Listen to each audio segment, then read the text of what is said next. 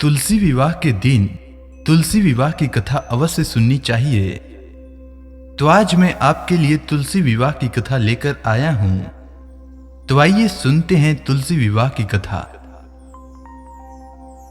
एक बार इंद्र सहित देवताओं ने भगवान शिव की परीक्षा करनी चाहिए। वह देवों के गुरु बृहस्पति के साथ कैलाश पर्वत पर पहुंचे। शिव ने अपनी आत्मिक शक्ति के बल से जान लिया कि ये लोग मेरी परीक्षा लेने आ रहे हैं।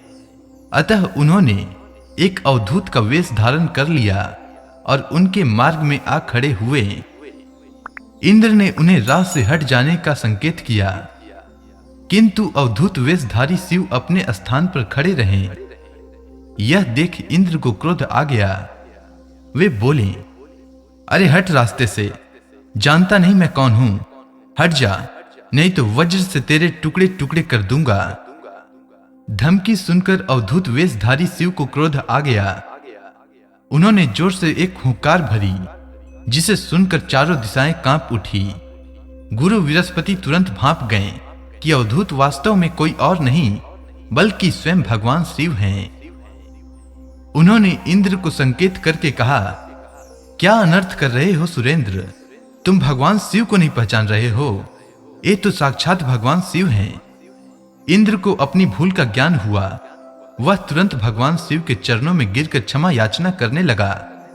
क्षमा करे भगवान, मुझसे पहचानने में भूल हो गई। गुरु बृहस्पति ने कहा, हां प्रभु, देवेंद्र को क्षमा कर दीजिए, ये आपको पहचान नहीं पाए थे। अनजाने में ही इन्होंने आपको अपशब्द कह दिए, इन्हें क्षमा कर दीजिए। गुरु बृहस्पति के अनुनय विनय करने पर शिव ने इंद्र को क्षमा कर दिया। परंतु जब भगवान शिव ने क्रोध किया था, तब उनसे एक तेज निकला, जिसे भगवान शिव ने सागर की ओर फेंक दिया, जिससे एक बालक उत्पन्न हुआ। समुद्र तट पर गंगा सागर के किनारे रेत में पड़ा वह बालक रुदन कर रहा था। उसके गले से इतना प्रलयकारी रुदन फूट रहा था कि उससे चारों दिशाएं कांपने लगी। देव दानव दैत्य सब घबरा गए। घबराए हुए देवता इंद्र सहित पितामह ब्रह्मा के पास पहुंचे और उनसे कहा, पितामह, सागर संगम पर एक अद्भुत बालक रेत पर पड़ा रो रहा है। वह इतनी जोर जोर से रुदन कर रहा है कि देवों में भय छा गया है। कृपया चलकर यह संकट दूर कीजिए। पितामह ब्रह्मा इंद्रादिक देवताओं के साथ सागर संगम पर पहुंचे। पितामह के पहुंचते ही सागर अपने स्थान से निकला। उसने इंद्र सहित पितामह की वंदना की। ब्रह्मा ने सागर से पूछा, जल में रेत पर पड़ा यह बालक कौन है? इसके रुदन को सुनकर समस्त संसार त्रस्त हो रहा है। सागर ने कहा, मैं नहीं जानता भगवन, एक दिन एक विलक्षण तेज लहरों में आ गया था, उसी से इस बालक की उत्पत्ति हुई है। यह कहकर सागर ने बालक को गोद में उठाया और ब्रह्मा की गोद में दे दिया। ब्रह्मा की गोद में आते ही बालक ने रोना बंद कर दिया और कुछ ही देर में अचानक बालक की बाहें आगे बढ़ी। उसकी दोनों बाहों ने ब्रह्मा का गला पकड़ लिया। यह देख अन्य देवता स्तंभित हो गए। ब्रह्मा ने अपना गला छुड़ाने का प्रयास किया, किंतु बालक के हाथों की पकड़ और मजबूत हो गई। फिर अचानक बालक ने उनका गला छोड़ दिया और मुस्कुराने लगा। ब्रह्मा अपना गला सहलाते हुए बोले, इस बालक का क्या नाम है सागर? सागर बोला, अभी इसका नामकरण नहीं हुआ है। पितामह, आप ही इसका कोई नाम रख दीजिए। ब्रह्मा बोले, मैं इसका नाम जलंधर रखता हूं। आज से यह तुम्हारा ही पुत्र कहा जाएगा। आगे चलकर वही जलंधर ने इंद्रपुरी पर आक्रमण कर दिया। देवराज इंद्र भगवान विष्णु से सहायता मांगने के लिए गए। विष्णु ने इंद्र को आश्वासन देते हुए कहा, घबराओ मत इंद्र, मैं स्वयं तुम्हारी सहायता को चलता हूं। जलंधर अब ज्यादा दिनों तक नहीं बच सकेगा। विष्णु के वहां पहुंचते ही देवताओं में नवीन स्फूर्ति का संचार होने लगा। वे शत्रु सेना पर प्रहार करने लगे। जलंधर बड़े प्रबल वेग से विष्णु के सन्मुख आ डटा। विष्णु जिस भी अस्त्र शस्त्र का उस पर प्रयोग करते, जलंधर उन्हें तुरंत निष्फल कर देता। आखिर में विष्णु ने हार मान ली और बोले, तुम वाकई वीर हो जलंधर, मेरे इतने अस्त्रों को भी तुमने निष्फल कर दिया। अब यह युद्ध बंद कर दो। जलंधर बोला, यह युद्ध अब एक ही शर्त पर बंद हो सकता है देव, यदि आप मेरी बहन लक्ष्मी सहित मेरे दीपों पर मेरा आतिथ्य स्वीकार करें। विष्णु ने जलंधर की शर्त स्वीकार कर ली। जलंधर के आदेश पर युद्ध बंद हो गया। भगवान विष्णु लक्ष्मी सहित सागर द्वीपों पर पहुंचे। जलंधर अमरावती की सारी संपदा को अपनी राजधानी ले गया और बड़े प्रेम से भगवान विष्णु की आतिथ्य सेवा करने लगा। एक दिन देवर्षि नारद उसकी सभा में पधारे। जलंधर ने उनका स्वागत सत्कार किया। नारद जी बोले, दैत्यराज, इस समय समस्त ऐश्वर्य तुम्हें उपलब्ध है, किंतु एक चीज की कमी है। जलंधर बोला, कमी? किस चीज की कमी है देवर्षि? सब कुछ तो मेरे पास मौजूद है। तब नारद जी बोले, एक ऐसी सुंदरी की कमी है जो सुंदर होते हुए भी सर्वगुण संपन्न हो। हालांकि तुम्हारी पत्नी वृंदा स्वयं भी बहुत सुंदर है, किंतु शिव की पत्नी पार्वती की बात ही कुछ और है।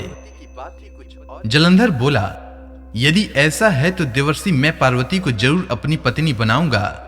मैं आज ही अपनी सेना को कैलाश पर चढ़ाई करने का आदेश देता हूं। मति मंद जलंधर अपनी सेना लेकर कैलाश पर्वत पर टूट पड़ा। उसकी सेना और शिव गणों में भयंकर युद्ध छिड़ गई।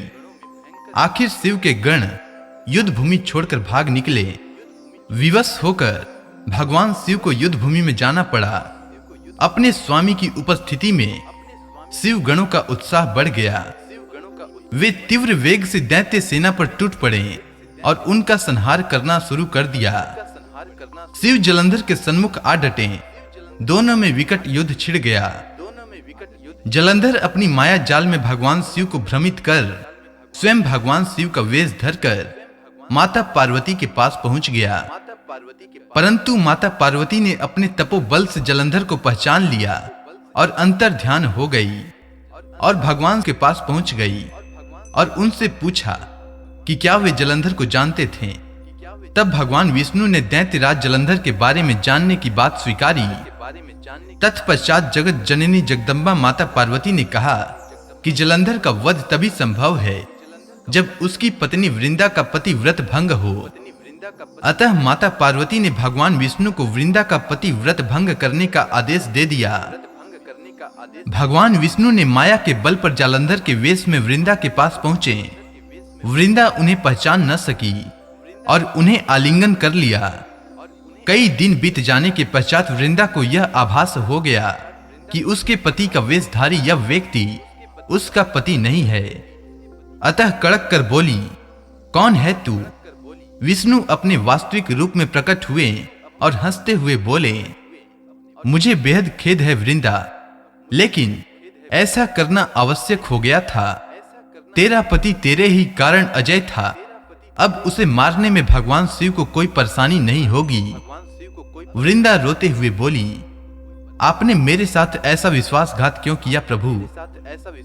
मेरे पति ने तो आपके आतिथ्य सत्कार में भी कोई कमी नहीं छोड़ी थी। उसने क्रोधित होकर भगवान विष्णु को हृदयहीन शिला होने का श्राप दे दिया। अपने भक्त के श्राप को विष्णु ने स्वीकार किया और शालिग्राम पत्थर बन गए। सृष्टि के पालन कर्ता के पत्थर बन जाने से ब्रह्मांड में असंतुलन की स्थिति हो गई। यह देखकर सभी देवी देवताओं ने वृंदा से प्रार्थना की कि वह भगवान विष्णु को श्राप से मुक्त कर दे। वृंदा ने विष्णु को श्राप से मुक्त कर दिया और स्वयं आत्मदाह कर लिया। जहां वृंदा भस्म हुई वहां तुलसी का पौधा उगा।